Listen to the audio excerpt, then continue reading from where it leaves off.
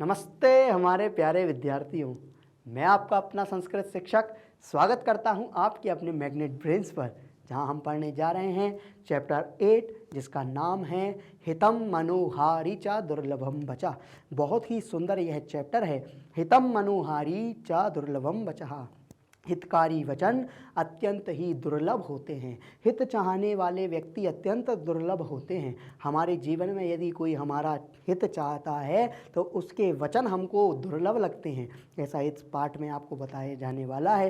यदि इससे पहले आपने चैप्टर 7 नहीं देखा है तो ऊपर दिए गए आई बटन पर क्लिक करके आप वह देख सकते हैं। तो चलिए प्रारंभ करते हैं हम चैप्टर 8 जिसका नाम है हितम मनोहारी चा दुर्लभम बचा। बहुत ही सुंदर सूक्तियों के माध्यम से आपको सूक्ति क्या कहलाती हैं उसके बारे में बताते हैं। बहुत ही सुंदर जो सूक्तियाँ हैं, जो हम श्लोक पढ़ते हैं, उनके एक अंश को, कोई भी एक ऐसी बात जो हमारे जीवन में अत्यंत प्रेरणादायी बन जाए, हमारे जीवन में अत्यंत खुशहाली पैदा कर दे, उस बात को कहा जाता है, उस सुंदर वचनों को कहा जाता है सूक्ति। तो चलिए प्रारंभ करते हैं हम हमारा चैप्टर 8 हितम मनोहारी चा दुर्लभम बचा। हितकारी और मनोहर वचन अत्यंत दुर्लभ होते हैं। तो चलिए प्रारंभ करते हैं हम हमारा चैप्टर। आपकी स्क्रीन पर दिख रहा होगा। सरलार्थः व्याकरणिकम विवेचनम चा। सरल अर्थ, व्याकरणिक मतलब ग्रामेटिकल पार्ट, और विवेचन बहुत सुंदर विस्तार तरीके से आपको यहाँ पे बताया जाएगा। देखिए पाठ का परिचय पढ़ते हैं हम। सूक्ति शब्द का शाब्दिक अर्थ होता है, सूक्ति जो शब्द है इसका शाब्दिक अर्थ है सुंदर कथन या सुंदर वचन। यह दो शब्दों अर्थात सु और उक्ति के मेल से बना है। यह पाठ हमें संस्कृत की विभिन्न सूक्तियों के माध्यम से जीवन के महत्वपूर्ण सिद्धांतों और नैतिक मूल्यों की शिक्षा देता है। इसमें बताया गया है कि स्वस्थ शरीर धर्म पालन का पहला साधन है। क्या बताया गया है? स्वस्थ शरीर। यदि हमारा शरीर स्वस्थ है तो हमारा मन भी स्वस्थ है और हमारे आसपास का जो वातावरण है वह भी स्वस्थ है। इसलिए इसकी रक्षा करना आवश्यक है। कहा है शरीर माध्यम खलु धर्म साधनम। शरीर, पहले शरीर की साधना ही धर्म की साधना है। कह रहे हैं इसी प्रकार से की अन्य महत्वपूर्ण सूक्तियाँ यहाँ दी गई हैं, आगे आपको बताई जाने वाली हैं। ये सूक्तियाँ विद्यार्थियों को सदाचार, जीवन, स्वस्थ जीवन, मूल्य आधारित व्यवहार और समाज में सच्चे संबंधों की ओर प्रेरित करती है। संस्कृत की इन सूक्तियों में गहन ज्ञान, सरलता और जीवनोपयोगी संदेश दिया है। जीवन में क्या सही है, क्या गलत है, क्या करना, क्या नहीं करना, इसके बारे में आपको बताया जाने वाला है। और क्या बता रहे हैं? सूक्ति शब्द सु प्लस उक्ति से बना है जिसका अर्थ है सुंदर वचन या कथन। सूक्तियों में जीवन के विभिन्न मूल्यों को बताया गया है। हमें इन सूक्तियों में कई बातों को अपने आचरण में लाने का प्रयास करना चाहिए। इससे हमारा भला होता है। भला होता है मतलब हमारा जीवन अत्यंत सुंदर बन जाता है। आइए ऐसे कुछ मूल्यपरक एवं हितकारी सूक्तियों को हम यहाँ से पढ़ते हैं। तो चलिए प्रारंभ करते हैं हम हमारी सूक्तियाँ। बहुत सुंदर सूक्तियाँ हैं। उससे पहले जो पाठ प्रारंभ हो रहा है इसका इंटरेस्ट आपको जगाते हैं। कहते हैं आचार्य अद्य मम माता माम एकाम सूक्तिम पाठितवती। कह रहे हैं आचार्य जो स्कूल में पढ़ाने वाली टीचर हैं उनसे कह रहे हैं आचार्य आज मेरी मम्मी ने मुझे एक सूक्ति पढ़ाई। क्या पढ़ाई? एक सूक्ति पढ़ाई। सत्यम वद धर्मम चर इति। क्या सूक्ति पढ़ाई? सत्य बोलो और धर्म से चरो मतलब आचरण करो, धर्म का आचरण करो। इति इस प्रकार से आचार्य सूक्ति इत्युक्ते कहा अभिप्राय। अब वो पूछ रही हैं, क्या पूछ रही हैं कि आचार्य सूक्ति का क्या अभिप्राय है, सूक्ति कहते किसे हैं, इससे क्या होता है, ये हमारे जीवन में क्या करती है। तो आचार्य कहते हैं सूक्ति इत्युक्ते सुंदरम वचनम। सूक्ति का अर्थ होता है सुंदर वचन, अच्छे वचन।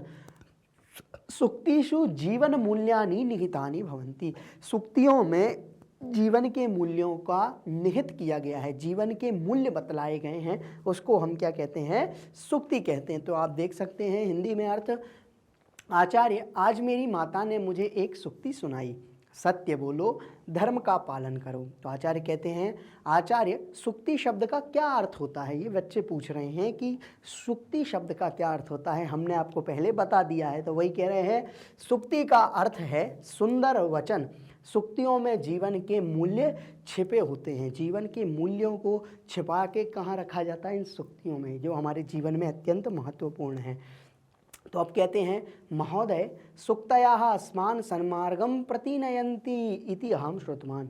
सुक्तियों के बारे में मैंने ऐसा सुना है महोदय कि जो सुक्तियां हैं वो हमें अच्छे मार्ग की ओर ले जाती हैं, सन्मार्ग, अच्छे मार्ग की ओर ले जाती हैं, ऐसा मैंने सुना है। तो कहते हैं आचार्य, सत्यम, सही कहा तुमने, सत्य बात है। सुक्तयाः जीवने अस्माकं मार्गदर्शनम कुर्वन्ति। सुक्ति ही हमारे जीवन में मार्गदर्शन करती हैं, सुक्ति ही हमारे जीवन में हमारी प्रेरणा बनती हैं। संस्कृत साहित्ये सुक्तीनां भांडागारः अस्ति। संस्कृत साहित्य में सुक्तियों का भंडागार है। भंडागार का मतलब गोदाम है। ऐसा नहीं है कि एक दो सुक्तियाँ, हजारों लाखों करोड़ों सुक्तियाँ हैं यदि पढ़ी जाएं तो संस्कृत साहित्य में इनकी कोई कमी नहीं है। फिर क्या कहते हैं? कहते हैं, आचार्य अस्मासु कुतूहलम वर्धते वयम एता सुक्ति पठामा। यहाँ बहुत क्या हो रहा है? हल्ला हो रहा है। आप भी स्कूल में पढ़ते हैं तो आपके स्कूल में जाते हैं तो शोर शराबा तो करते ही होंगे, मस्ती करते होंगे। तो क्लास में क्या हो रहा है? मस्ती हो रही है। तो चलो क्यों ना एक आज हम सुक्ति को ही पढ़ लेते हैं। तो कह रहे हैं, वयम एताः सुक्ति ही पठामा। तो सभी शांत होकर के बैठ जाएं, अच्छे शांति से बैठ जाएं। अब हम सुक्तियों को पढ़ने वाले हैं। तो सुक्तियाँ आगे पढ़ेंगे। ना केवलम पठामा, केवल पढ़ेंगे ही नहीं, अपितु स्मरामः, उनको स्मरण भी करेंगे, उनको याद भी करेंगे। जीवने आचरामः च, और जीवन में भी आचरण करेंगे और अपने जीवन में भी हम उसको उतारेंगे। चलिए हम आगे चलते हैं। क्या कहते हैं हिंदी? महोदय मैंने सुना है कि सुक्तियाँ हमें सन्मार्ग मतलब सद्मार्ग, अच्छे रास्ते पर ले जाती हैं। सही कहा, सुक्तियाँ हमारे जीवन में मार्गदर्शन करती हैं। संस्कृत साहित्य सुक्तियों का खजाना है। यहाँ पे खजाना का अर्थ है गोदाम है, यहाँ कोई कमी होने वाली नहीं है। और क्या कहते हैं? आचार्य हमारी उत्सुकता बढ़ रही है, हम इन सुक्तियों को पढ़ेंगे, हम इनके बारे में अब जानने वाले हैं। तो कहते हैं, हम केवल पढ़ते ही नहीं बल्कि उन्हें याद भी रखते हैं और जीवन में आचरण भी करते हैं। हमारे जीवन में भी उनका आचरण होना चाहिए। हमारे जीवन में उनका क्या उपयोग है, जीवन में हम उसको कैसे अप्लाई कर सकते हैं, इस दृष्टि से भी हमको इसको पढ़ना है। तो चलिए हम प्रारंभ करते हैं हमारी सुक्तियों को पढ़ना। पहली सुक्ति आपके यहाँ स्क्रीन पर दिख रही है, बहुत सुंदर सुक्ति है। क्या कहते हैं? माता भूमि ही पुत्रोहम प्रतिभ्या। क्या कह रहे हैं? माता भूमि पुत्रोहम प्रतिभ्यः, मतलब कि माता मेरी जो भूमि है, जो वसुधा है, जो पृथ्वी है, वो मेरी माता है और मैं उसका कौन हूँ? पुत्र हूँ। देखिए क्या कहते हैं? पदच्छेद, मतलब इसको अलग अलग कर रहे हैं। कह रहे हैं माता भूमि पुत्रा अहम प्रतिभ्या। इसका अन्वय सिस्टमेटिक अर्थ कहते हैं, भूमि माता अस्ति, भूमि माता है, जो वसुधा है, जो पृथ्वी है, वो माता है। अहम पृथिव्या पुत्रः अस्मि, मैं पृथ्वी का, मैं इस माता का पुत्र हूँ। भावार्थ कहते हैं, भावार्थ मतलब और अच्छे से विस्तार से बता रहे हैं। पृथ्वी अस्मान माता एव लालयति पालयति च। पृथ्वी ही हमको माता की तरह, मम्मी की तरह लालती, लालती मतलब कि पालन पोषण करती है, लालायित करती है। लालायित का मतलब है हमको अच्छी अच्छी चीज़ें प्रोवाइड करती है।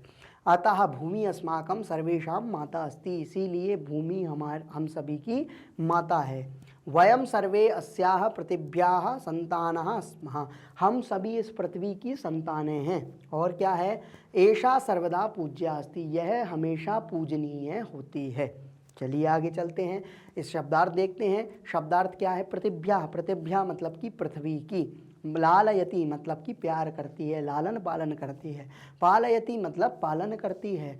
सर्वदा मतलब हमेशा पालन करती है। अब देखिए हिंदी में अर्थ देखते हैं इसका। भूमि माता है और मैं इस पृथ्वी का पुत्र हूँ। क्या कहते हैं अनुवाद? पृथ्वी अर्थात भूमि हमारी माता के समान प्यार और पालन करती है, लालन पालन करती है, इसलिए भूमि हम सबकी माता है। हम सब इस पृथ्वी की संतान बच्चे हैं, यह हमेशा पूजा के योग्य है। आगे चलते हैं हम दूसरी सुक्ति की ओर। कह रहे हैं ना रत्नमन्विष्यति मृग्यते हित, ना रत्नमन्विष्यति मृग्यते हित। कह रहे हैं जो मृग होता है, मृग मतलब मृग का मतलब होता है हिरण। तो रत्न जो है, तो देखिए क्या कह रहे हैं, ना रत्नम अन्विष्यति मृग्यते ही तत्, रत्न नहीं खोजा जा सकता जिसको पाने की इच्छा ना हो। तो जो रत्न है, रत्न को खोजने वाला जो इच्छाएं रखता है, जो जिसको वास्तविक में रत्न चाहिए, वही रत्न को प्राप्त कर सकता है। हर कोई रत्न को प्राप्त नहीं कर सकता। कह रहे हैं रत्नम, अन्वय क्या कहते हैं, रत्नम ना अन्विष्यति, रत्न नहीं खोजा जाता, तत्मृग्यते ही, कह रहे हैं तत्मृग्यते ही, जो उसको खोजने वाला है ना, जिसको चाहिए वास्तविकता में, वही रत्न को खोजता है। देखिए क्या कहते हैं, हीरकादीनी रत्नानि ग्राहकस्य अन्वेषणम ना कुर्वन्ति, जो हीरे खरीदने वाले व्यापारी हैं वो रत्नों के ग्राहक को नहीं खोजते, ग्राहक खुद उनके पास आते हैं। अपितु ग्राहका एव रत्नानाम अन्वेषणम कुर्वन्ति, जो ग्राहक हैं, जो उनको खरीदने वाले लोग हैं, वो रत्नों को खरीदते हैं, ना कि हीरा व्यापारी। तो हीरा व्यापारी के पास चलकर कौन आता है, जिसको रत्न की जरूरत है। हीरा व्यापारी किसी के घर रत्न बेचने नहीं जाता। ऐसे ही तथैव अस्मासु यदि गुणाः सन्ति, यदि हम में गुण हैं, यदि हम में गुण हैं, क्वालिटी है, तर्हि गुणज्ञाः स्वयमेव अस्मान् अन्विष्य आगच्छन्ति। तो जो गुणी जन हैं, जो सज्जन लोग हैं, वो खुद हमारे पास चल करके आते हैं हमको खोजने के लिए। इसलिए हमारा आचरण क्या होना चाहिए, श्रेष्ठ आचरण होना चाहिए। श्रेष्ठ आचरण से ही हमारा जीवन श्रेष्ठ होता है। कह रहे हैं भावार्थ के बाद में इसके शब्दार्थ जो है क्या कह रहे हैं, रत्नम, रत्नम का मतलब होता है रत्न। अन्विष्यति, अन्विष्यति मतलब खोजता है, ढूंढता है। मृग्यते, मृग्यते मतलब कि ढूंढा जाता है। ग्राहकस्य, ग्राहकस्य मतलब खरीदने वाले को। गुणज्ञः, गुणज्ञः मतलब कि गुणों के जानकार। अन्विष्य, अन्विष्य मतलब ढूंढकर। आगे चलते हैं, कह रहे हैं अर्थ, अर्थ कहते हैं रत्न स्वयं नहीं खोजता है, उसे खोजा जाता है। मतलब जो ग्राहक हैं वो रत्न को खोजते हैं, हीरा व्यापारी ग्राहकों को नहीं खोजता है। कह रहे हैं हीरे आदि रत्नों के ग्राहकों अर्थात खरीदने वाले की खोज नहीं की जाती, बल्कि ग्राहक ही रत्नों की खोज करते हैं। वैसे ही हम में यदि कोई गुण है तो गुणों के जानने वालों, जो गुणों के जानने वाले हैं, हमें आकर स्वयं ही ढूंढ लेते हैं, वह उनके पास जाने की ज़रूरत नहीं होती। इसलिए हमारे अंदर गुण, क्वालिटी डेवलप होनी चाहिए। आगे क्या कहते हैं, तीसरी सुक्ति है, बहुत सुंदर सुक्ति है, शरीरमाद्यम खलु धर्म साधनम। क्या है सुक्ति, सुक्ति कहती है सबसे पहले शरीर को साधो, धर्म अपने आप ही सध जाएगा। इसलिए स्वस्थ शरीर में ही स्वच्छ मन का निवास होता है। तो क्या कह रहे हैं, शरीरम आद्यम खलु धर्म साधनम, शरीर पहले, खलु धर्म साधनम, निश्चय से शरीर को पहले साध लो, धर्म की साधना अपने आप हो जाएगी। कह रहे हैं शरीरम खलु आद्यम धर्म साधनम। इसका भावार्थ कहते हैं यदि अस्माकं शरीरम स्वस्थम अस्ति, यदि हमारा शरीर स्वस्थ है, तर्हि वयम स्वकर्तव्यस्य पालनम कर्तुम शक्नुमः, तो हम अपने कर्तव्य का पालन कर सकते हैं। अतः अस्माभिः स्वशरीरस्य रक्षा सर्वथा करणीयः, यतः शरीरम एव धर्म पालनस्य प्रथमम साधनम अस्ति। कह रहे हैं अतः अस्माभिः, यदि हमें स्वशरीर की रक्षा सर्वथा करनी है, हमेशा करनी है, तो शरीर की रक्षा से धर्म की रक्षा, धर्म पालन की जो पद्धति है वो अपने आप ही हो जाएगी। इसलिए सबसे पहले शरीर की रक्षा करें, उसके बाद धर्म की रक्षा तो ऑटोमेटिक हो ही जाती है। चलिए आगे क्या कहते हैं, शब्दार्थ देखते हैं। आद्य, आद्य मतलब पहला, खलु, खलु मतलब निश्चित ही, धर्म साधनम मतलब कि धर्म सिद्धि का साधन, स्वकर्तव्यस्य मतलब अपने कर्तव्य का, स्वशरीरस्य, स्वशरीरस्य मतलब अपने शरीर की, करणीया, करणीया मतलब करनी चाहिए। क्या, अपने शरीर की रक्षा होगी तो धर्म की रक्षा ऑटोमेटिक हो जाएगी। कह रहे हैं निश्चित ही शरीर धर्म का सबसे पहला प्रथम साधन है। यदि हमारा शरीर स्वस्थ तंदुरुस्त है तो हम सब अपने कर्तव्य का पालन कर सकते हैं। हमें अपने शरीर की रक्षा हर प्रकार से करनी चाहिए, क्योंकि शरीर ही धर्म अर्थात कर्तव्य का पालन करने का सबसे पहला साधन है। अर्थात यदि हमारा शरीर स्वस्थ होगा तब ही हम अपने कर्तव्य का निर्वाह उचित प्रकार से कर सकेंगे, तभी हमारे जीवन में उन्नति होगी। आगे कहते हैं चौथी सूक्ति, बहुत सुंदर सूक्ति है। कहते हैं क्षणशः कणश्चैव विद्यामर्थम च साधयेत्। कह रहे हैं क्षणशः कणश्चैव विद्यामर्थम च साधयेत्। कह रहे हैं क्षणशः, क्षणशः मतलब क्षण क्षण में, है ना।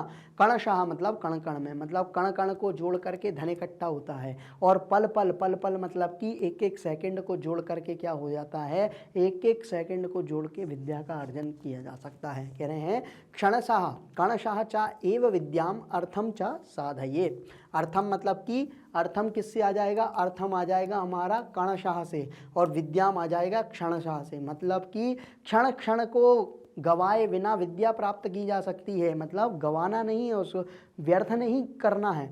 और पल पल, पल पल की मतलब क्या है, कणशः मतलब कण कण, कणशः मतलब कण कण को जोड़ करके धन को इकट्ठा किया जा सकता है, ऐसी बात यहाँ पे कह रहे हैं। कह रहे हैं क्षणशः एव विद्याम कणशः एव अर्थम च साधयेत्। अर्थ को और विद्या को कैसे साधा जा सकता है, तो क्षण क्षण से विद्या को साधा जा सकता है और कण कण से धन को साधा जा सकता है। आगे देखते हैं, कह रहे हैं ज्ञानम प्राप्तुम समयस्य निरंतरम उपयोगः करणीयः। ज्ञान प्राप्त करने के समय निरंतर हमको उपयोग करना चाहिए। क्या उपयोग करना चाहिए, उस विद्या को प्राप्त करने के लिए समय व्यर्थ नहीं करना चाहिए, उसमें समय लगाना चाहिए।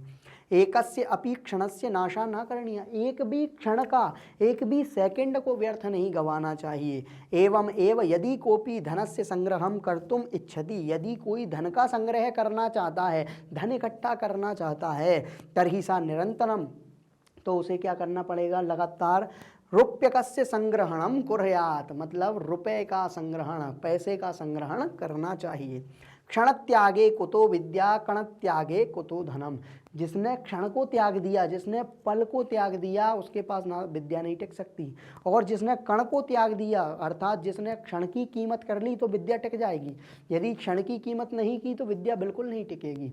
और यदि जिसने कण की कीमत कर ली तो धन टिक जाएगा। और यदि कण की कीमत नहीं की तो धन कहाँ से टिकेगा, नहीं टिक सकता। देखिए कह रहे हैं टिकने का मतलब आपके पास नहीं रह सकता। आगे देखते हैं, शब्दार्थ कहते हैं क्षणशः। क्षणशः मतलब प्रत्येक पल में, कणशः मतलब प्रत्येक कण में, अर्थम मतलब धन को, साधयेत मतलब सिद्ध करें, निरंतरम मतलब लगातार, और संग्रहणम मतलब कि इकट्ठा करना, है ना, इकट्ठा। चलिए आगे चलते हैं हम, आगे क्या कहते हैं, हिंदी अर्थ देखते हैं इसका। क्षण क्षण का उपयोग करके विद्या को और कण कण का उपयोग करके धन को साध सकते हैं, मतलब इकट्ठा कर सकते हैं। ज्ञान प्राप्त करने के लिए समय का लगातार उपयोग करना चाहिए, एक भी पल को नष्ट नहीं करना चाहिए। इसी प्रकार यदि कोई भी व्यक्ति धन को एकत्रित करना चाहता है तो उसे लगातार एक एक रुपए को एकत्र करना चाहिए। एक एक पल को छोड़ने से ज्ञान विद्या प्राप्त नहीं हो सकती है और ना ही एक एक रुपए को छोड़ने से धन का संग्रह हो सकता है। इसीलिए कण कण को त्याग नहीं करना है, क्षण क्षण को त्याग नहीं करना है, इनका संग्रह करना है। यदि हम कण कण का त्याग कर देंगे तो हमारे पास धन नहीं रहेगा। यदि हम पल पल मतलब क्षण क्षण को त्याग कर देंगे तो ज्ञान नहीं रहेगा। इसलिए दोनों का भरपूर उपयोग करना है। आगे देखते हैं, कह रहे हैं 5वें नंबर की सूक्ति, बहुत सुंदर सूक्ति है। कह रहे हैं सुखार्थिना कुतो विद्या कुतो विद्यार्थिना सुखम। ये हम और आपके लिए, सबके लिए बात है, ये सभी बातें सबके लिए हैं। क्या कह रहे हैं, सुखार्थिना कुतो विद्या कुतो विद्यार्थिना सुखम, मतलब सुख चाहने वाले को विद्या कहाँ और विद्यार्थियों को सुख कहाँ। क्या कह रहे हैं, कितनी अच्छी बात है। कह रहे हैं सुखार्थिना कुता विद्या, सुखार्थियों के लिए, सुख चाहने वालों के लिए विद्या कहाँ से होगी, जिसको सुख चाहिए उसको विद्या नहीं होगी। कुतः विद्यार्थिना सुखम, और विद्यार्थियों को सुख कहाँ, क्योंकि वो पढ़ता है, निरंतर अभ्यास करता है, तो उसका सुख चैन छीन जाता है। जब वो एक अपनी प्रॉपर स्टेज पे आ जाता है तब उसको सुख मिल पाता है।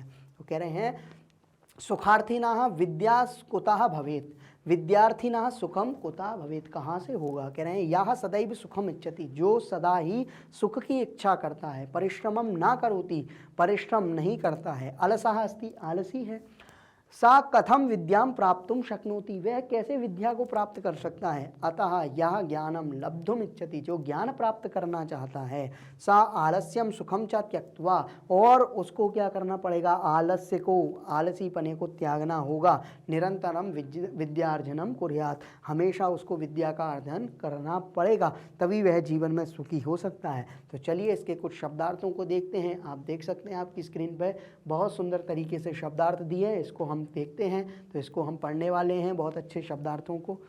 चलिए तो हम देखते हैं हमारे शब्दार्थ बहुत सुंदर तरीके से। सुखार्थीना, सुखार्थीना का मतलब होता है सुख चाहने वाले। विद्यार्थीना मतलब कि विद्या चाहने वालों को। शक्नोति मतलब सकता है। लब्धुम मतलब पाने के लिए या प्राप्त करने के लिए। चलिए आगे चलते हैं। कह रहे हैं सुख चाहने वालों को विद्या कहाँ, विद्या चाहने वालों को सुख कहाँ। जो हमेशा सुख चाहता है, मेहनत नहीं करता है, आलसी है, वह कैसे विद्या प्राप्त कर सकता है। इसलिए जो व्यक्ति ज्ञान प्राप्त करना चाहता है उसे आलस और सुख को छोड़कर लगातार विद्या अभ्यास करते रहना चाहिए। विद्या के अभ्यास से ही जीवन सार्थक हो सकता है। चलिए आगे चलते हैं। बहुत सुंदर फिर एक सूक्ति आ गई। कह रहे हैं गुणः पूजा स्थानम गुणीषु न च लिंगम न च वयः। कह रहे हैं गुणः पूजा स्थानम, गुण ही पूजा के स्थान हैं। यदि आपके पास क्वालिटी है, आपके पास गुण हैं, वही आपके पूजनीयता है।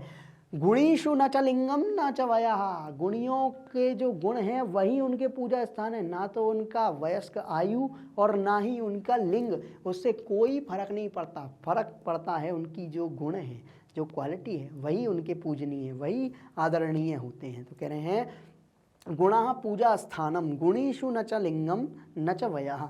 कह रहे हैं गुणियों के जो गुण हैं वही पूजा के स्थान होते हैं। लिंग चा ना भवती वया चा ना भवती, ना तो उनका लिंग होता है को पूजा का स्थान कि वो स्त्रीलिंग है, पुल्लिंग है, नपुंसक लिंग है, उससे कोई मतलब नहीं है। मतलब है कि उसके पास गुण है कि नहीं। न च वयः, ना उसकी आयु। तो देखिए कह रहे हैं गुणानाम सर्वदा एव आदरा भवती, गुणों का ही सदा आदर होता है। गुणवान जनः पुरुषः स्त्री वा भवे, चाहे वो पुरुष हो चाहे वो स्त्री हो। बाला वृद्धा वा भवे, चाहे बालक हो चाहे वृद्ध हो, चाहे छोटा हो चाहे बड़ा हो। सा सर्वदा पूजनीया एव भवति, वह हमेशा ही पूजनीय होता है। आदरस्य कृते लिंगम आयु वा महत्वपूर्णम ना भवती, आदर करने के लिए किसी का लिंग या किसी की आयु महत्वपूर्ण नहीं होती। चाहे वो छोटा हो चाहे वो बड़ा हो, चाहे बालक हो चाहे वृद्ध हो, यदि उसके पास गुण हैं तो वो हमेशा आदरणीय है, हमेशा पूजनीय है। देखिए कहते हैं शब्दार्थ, शब्दार्थ कहते हैं पूजा स्थानम मतलब पूजा के योग्य। लिंगम, लिंगम मतलब स्त्रीलिंग या पुल्लिंग, स्त्री या पुरुष। वयः, वयः मतलब उम्र। आगे चलते हैं। गुणवान व्यक्तियों के गुण पूजनीय होते हैं, लिंग और आयु नहीं। सरल अर्थ, गुणों का हमेशा ही आदर होता है। गुणवान व्यक्ति पुरुष हो या स्त्री, बालक बच्चा हो या बूढ़ा, वह हमेशा ही पूजा के योग्य, आदर के योग्य होता है। आदर के लिए लिंग या आयु अर्थात उम्र महत्वपूर्ण नहीं होती है। आगे चलते हैं, क्या कहते हैं अगली सूक्ति। अगली सूक्ति कहते हैं माँ ब्रूहि दीनम वचः। एक बहुत सुंदर श्लोक है, उसकी ये सूक्ति है रे रे चातक सावधान मनसा मित्रक्षणम श्रूयताम। ऐसा बहुत सुंदर श्लोक है। मम बोधा बहवो बसंती गगने मित्रक्षणे श्रूयताम, है ना। तो ये ऐसा बहुत सुंदर एक रे रे चातक सावधान मनसा, इस श्लोक की ये सूक्ति उठा के दी है। क्या कह रहे हैं माँ ब्रूहि दीनम वचः, माँ ब्रूहि दीनम वचः। कह रहे हैं माँ ब्रूहि दीनम वचः, त्वम दीनम, दयनीय वचनों से हमेशा बचनी चाहिए, क्योंकि कोई आपके लिए दयनीय वचन बोल रहा है, निश्चित ही उसके अंदर कुछ काला पक रहा है। कह रहे हैं त्वम दीनम वचा माँ ब्रूहि, कोई तुमको अच्छा कह दे तो उसमें खुश मत हो, उसमें अपने आप को बहुत अच्छा मत मानो, अपनी क्वालिटी को बढ़ाओ, अपने गुणों को बनाओ। कह रहे हैं समाजे सर्वविधाः जना भवन्ति, समाज में सभी प्रकार के लोग होते हैं।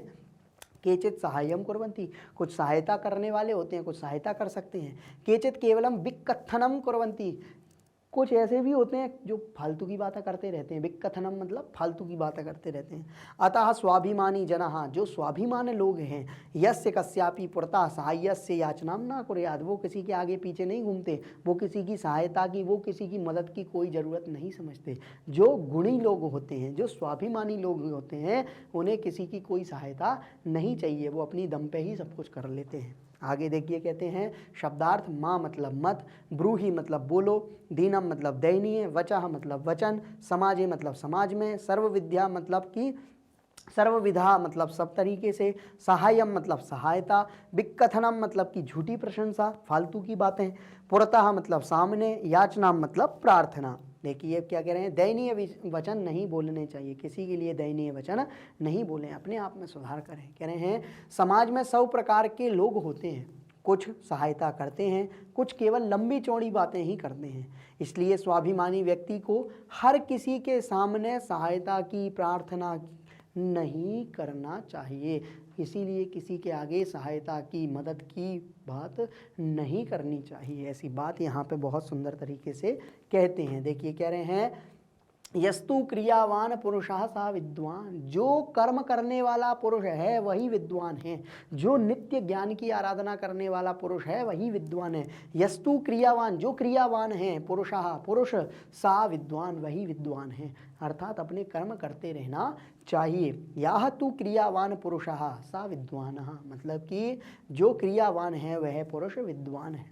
या तु क्रियावान पुरुषः सा विद्वान भवति। अर्जितस्य ज्ञानस्य जीवने आचरणेन व्यवहारे च प्रयोगेण ही मनुष्यः वास्तविकः विद्वान भवति। कह रहे हैं जो उसने ज्ञान को अर्जित किया है, जो उसने ज्ञान को ग्रहण किया है और उसके जीवन में उसने उतारा है, अपने व्यवहार में उसको लाया है, वही मनुष्य वास्तविकता में विद्वान होता है। विद्वान मतलब ज्ञानी होता है।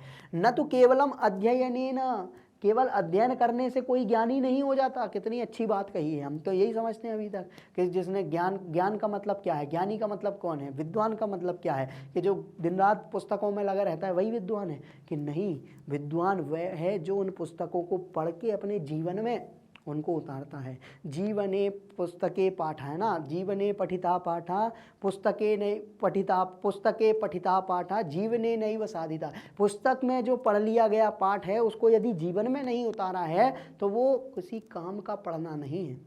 ये बहुत सुंदर सूक्ति है। क्या? पुस्तके पठिता पाठा जीवने नैव साधिता। पुस्तक में पढ़ा गया पाठ हमने अपने जीवन में नहीं उतारा तो वो कोई काम का नहीं है। तो वही बात यहाँ कह रहे हैं कि हमने जीवन में पढ़ लिया, सब कुछ कर लिया, लेकिन अपने आचरण में नहीं लाए, उसके व्यवहार में नहीं लाए, तो वो पढ़ना किसी काम का पढ़ना नहीं है। तो विद्या अनुकूल कर्मणा विना व्यर्था भवति। विद्या जो होती है वो अनुकूल कर्म के बिना व्यर्थ है, कोई काम की नहीं है। यदि आपने उसका उपयोग नहीं किया, जो ज्ञान आपने प्राप्त किया उसका उपयोग नहीं किया, तो आप किसी काम का नहीं है। तो ज्ञानम भारः क्रिया बिना, मतलब कह रहे हैं कि बिना क्रिया के यदि आप उसको आचरण में नहीं लाए, उसको अपने बिहेवियर में नहीं लाए, तो वो पढ़ना कैसा हो जाएगा, आपका भार हो जाएगा। भार मतलब कि बोझ बन जाएगा।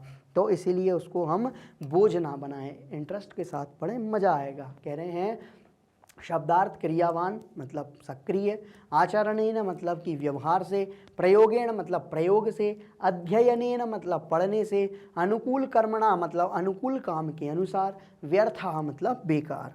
आगे देखिए क्या कहते हैं, जो अर्जित किए गए ज्ञान को व्यवहार में प्रयोग करता है वही पुरुष विद्वान होता है। पढ़े हुए ज्ञान को जीवन में व्यवहार प्रयोग में लाने से ही मनुष्य वास्तव में विद्वान होता है, केवल पढ़ाई करने से नहीं। पढ़ाई अगर व्यवहार में नहीं लाई जाए तो ऐसी पढ़ाई बेकार होती है। इसलिए पढ़ाई को बेकार नहीं करना है। ऐसी विद्या काम के बिना भार बन जाती है। विद्या तो ऐसा धन है जो जितना प्रयोग में लाओगे उतना ही बढ़ेगा, नहीं तो भार बन जाएगा। ऐसी बात यहाँ पे कह रहे हैं। तो हमें भी जीवन में विद्या को अर्जन करने के बाद उसको व्यवहार में लाना है, अपने आचरण में लाना है, अपनी क्रिया में लाना है। आगे चलते हैं, क्या कह रहे हैं, 9वें नंबर की बहुत सुंदर सूक्ति है। कह रहे हैं शीलम परम भूषणम। ये जो बात आगे कही ना, अपना जो आचरण की बात कही वही आचरण की कह रहे हैं शीलम परम आभूषणम। जो शील है, जो आचरण है, हमारा अच्छा व्यवहार है, वही हमारा आभूषण है। जैसे कि महिलाओं के गले में या महिलाओं के शरीर पर जो आभूषण हैं, जो ज्वेलरी है वो सुंदर दिखती है, ऐसे ही सभी के लिए जो सबसे परम आभूषण, सबसे अच्छी ज्वेलरी है वो क्या है, उस व्यक्ति का व्यवहार, उस व्यक्ति का आचरण। तो शीलम परम आभूषणम, शीलम परम भूषणम मतलब कि शील ही परम आभूषण है। तो शीलम परम भूषणम मतलब शीलम परम भूषणम, शील आचरण ही सबसे अच्छा आभूषण है। तो मनुष्यस्य आचरणम एव श्रेष्ठम आभूषणम अस्ति। मनुष्य का आचरण ही सबसे श्रेष्ठ आभूषण होता है। सदाचारम बिना अन्य गुणा निरर्थका भवन्ति। सदाचार के बिना, अच्छे व्यवहार के बिना उसका कुछ भी वो जीवन में कर ले वो सब क्या है, निरर्थक है। निरर्थक मतलब कि व्यर्थ है, फालतू है, उसका कोई भी उसके जीवन में महत्व नहीं है। आगे कह रहे हैं शब्दार्थ शीलम मतलब चरित्र, परम मतलब श्रेष्ठ अच्छा, भूषणम मतलब कि अलंकार गहना है ना, आभूषण ज्वेलरी, सदाचारम मतलब कि अच्छा आचरण, अन्य अन्य मतलब कि दूसरे, निरर्थकाः मतलब कि बेकार, भवंती मतलब होते हैं। आगे चलते हैं, हम कह रहे हैं अच्छा आचरण सबसे बड़ा आभूषण है। मनुष्य का व्यवहार चरित्र ही सबसे श्रेष्ठ आभूषण होता है। अच्छे आचरण के बिना दूसरे गुण बेकार होते हैं। अर्थात मनुष्य चाहे जितना पढ़ा लिखा हो, धनवान हो, परंतु उसके पास यदि आचरण अच्छा नहीं है, अपने जीवन में वह आचरण नहीं करता है, अच्छा व्यवहार नहीं है, तो उसका होना किसी काम का नहीं है, तो उसके सारे गुण बेकार है। वह व्यक्ति ही, उसके जो गुण हैं वो किसी काम के नहीं होते हैं। ऐसी बात, हमारा आचरण हमेशा उत्कृष्ट और अच्छा होना चाहिए। आगे कहते हैं, जो हमारे पाठ का नाम है, जिस पाठ को हम पढ़ रहे हैं, बहुत सुंदर ये पाठ है। इसमें ही आपको अंतिम सूक्ति के रूप में रखा है, हितम मनोहारी चा दुर्लभम वचः।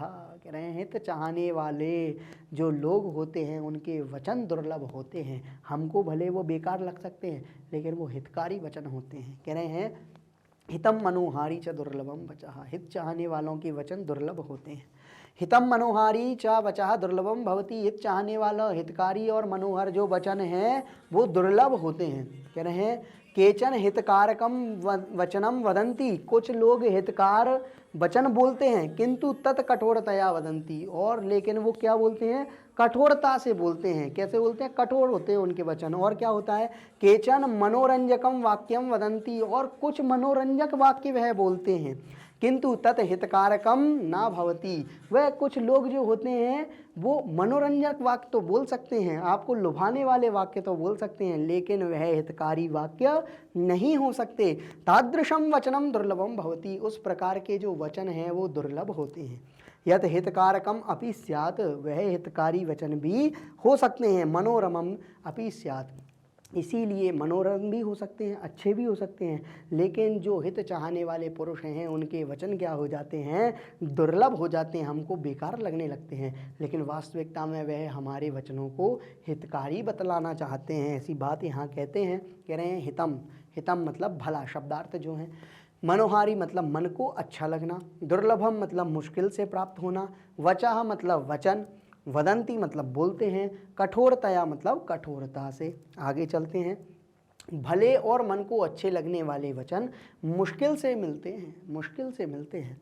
संसार में कुछ लोग हितकारी वचन बोलते हैं, परंतु वे कठोरता से बोलते हैं। कुछ लोग मनोरंजक वाक्य बोलते हैं, किंतु वह हितकारी अर्थात आपका भला करने वाला नहीं होता है। वह वचन कोई आपका जीवन में बिगाड़ सुधार नहीं कर सकते, वह आपके जीवन में कैसे होते हैं, व्यर्थ ही होते हैं। ऐसा वचन बहुत मुश्किल से मिलता है जो आपका भला भी करे और आपके मन को भी अच्छा लगे। ऐसे वचन कैसे होते हैं, दुर्लभ होते हैं। उन वचनों का कोई हमारे जीवन में महत्व नहीं होता है, इसलिए हितकारी वचन हमारे जीवन में दुर्लभ होते हैं। इन वचनों को यदि हम अपने जीवन में आचरण है तो हमारा जीवन उत्कृष्ट परम बन सकता है। आगे क्या कहते हैं, आप शब्दार्थ देख सकते हैं। चर, चर मतलब कि आचरणम कुरु, मतलब आचरण करो। मे यू फॉलो इत्युक्ते मतलब इति कथने, अर्थात इट मीन्स कुतूहलम मतलब कौतुकम, उत्सुकता क्यूरियोसिटी है ना, और शोर भी हो रहा है। भांडागारः कोशः, भंडार ट्रेजर ट्रोव, अन्विष्यति मतलब अन्वेषणम करोति ढूंढता है, सर्चेस।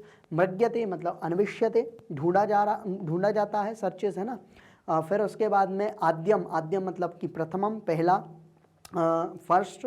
धर्म साधनम ये न धर्म सिद्धि भवती, जिससे धर्म की सिद्धि होती है, धर्म सिद्धि का साधन। इंस्ट्रूमेंट फॉर परफॉर्मिंग धर्म। क्षणशः मतलब कि क्षणे क्षणे प्रत्येक पल में, एवरी मोमेंट। फिर कणशः, कणशः मतलब कणे कणे प्रत्येक कण में। In every object and particle. अर्थम मतलब वित्तम धन को मतलब वेल्थ। साधयेत संपादयेत अर्जन करना चाहिए। Should accomplish. पणस्य मतलब नाणकस्य, रुपए का है ना, रुपए का। Of rupee. सुखार्थी ना सुखम इच्छता, सुख चाहने वाले का। Of the seekers of enjoyment. पूजा स्थानम मतलब श्रद्धा योग्यम, वंदनीय, वर्दी ऑफ वर्शिप। वयः मतलब अवस्था, आयु एज। माँ, माँ मतलब नहीं। मत डू नॉट। ब्रूहि बद बोलो।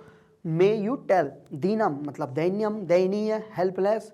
विक्कथनम, विक्कथनम मतलब गर्ववाणी, मतलब गर्व से बोलना, गर्व मिथ्या, मिथ्या आत्म प्रशंसा, बोस्टिंग, फालतू की बात है। क्रियावान, क्रियाशीला, सक्रिय, एक्शन ओरिएंटेड, शीलम, आचरणम, चरित्र या कैरेक्टर।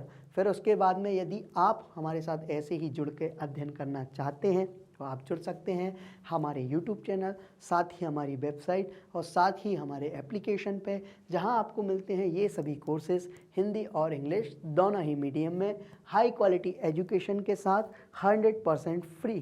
साथ ही ये नोट्स, ई बुक्स के लिए YouTube डिस्क्रिप्शन में लिंक है। यदि आपको वीडियो पसंद आया है लाइक करें, शेयर करें, सब्सक्राइब करना ना भूलें। जय तु संस्कृतम, जय तु भारतम।